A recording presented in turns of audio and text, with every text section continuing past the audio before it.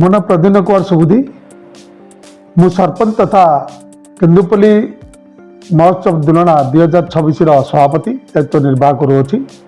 ବର୍ତ୍ତମାନ ସୁଦ୍ଧା ଆମର ଆସନ୍ତା 12/4/2026 ନିକଟରୁ 15/4/2026 ନିକ ପର୍ଯ୍ୟନ୍ତ 4 ଦିନ ବ୍ୟାପୀ ଦୁଲଣା ମହୋତ୍ସବ ଅନୁଷ୍ଠିତ ହେବ। ଏହି ମହୋତ୍ସବରେ ବିଭିନ୍ନ ଦିନରେ ବଡ଼ ବଡ଼ ଅତିଥିମାନଙ୍କୁ ଆମେ ନିମନ୍ତ୍ରିତ କରିଛୁ। ପ୍ରଥମ ଦିନ ଉପଜିଲ୍ଲାପାଳ ମନୋଜ ଦାସ ମହୋଦୟା ଏବଂ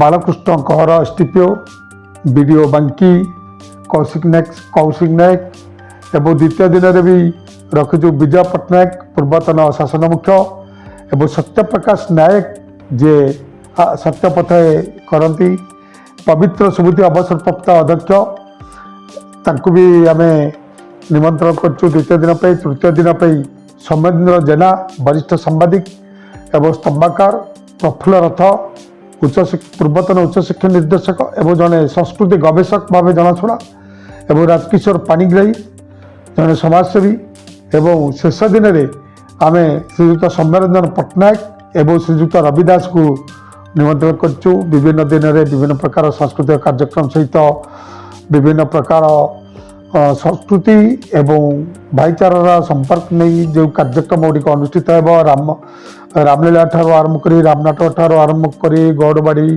ଏବଂ ବିଭିନ୍ନ କଉଡ଼ି ଖେଳ, ସମ୍ବଲପୁରୀ, ଓଡ଼ିଶୀ ଡ୍ୟାନ୍ସ, ଗୋଟିପୁଅ ନୃତ୍ୟ, ଘୋଡ଼ା ନୃତ୍ୟ, ମ୍ୟାଜିକ୍ ଏଗୁଡ଼ିକ ସବୁ ଅନୁଷ୍ଠିତ ବିଭିନ୍ନ ଦିନରେ ହେବ ଲୋକମାନଙ୍କର ମନୋରଞ୍ଜନ ପାଇଁ। ଏବଂ ସେଥିପାଇଁ ଷ୍ଟଲ୍ ସବୁ ପଡ଼ୁଛି, ମୀନା ବଜାର ପଡ଼ୁଛି ଏବଂ ଶାନ୍ତି ଶୃଙ୍ଖଳା ରକ୍ଷା ପାଇଁ ଆମେ ପୋଲିସର ସହାୟତା ନେଇଛୁ ଏବଂ ସମସ୍ତ କାର୍ଯ୍ୟକୁ ସୁପରିଚାଳନା କରିବା ପାଇଁ ଏବଂ ସମସ୍ତ କାର୍ଯ୍ୟକୁ ଲୋକଙ୍କ ନିକଟରେ ଭଲ ଭାବରେ ପହଞ୍ଚାଇବା ପାଇଁ ସାମ୍ବାଦିକ ବନ୍ଧୁମାନଙ୍କୁ ବି ଆମେ ସାହାଯ୍ୟ ଲୋଡ଼ିଛୁ।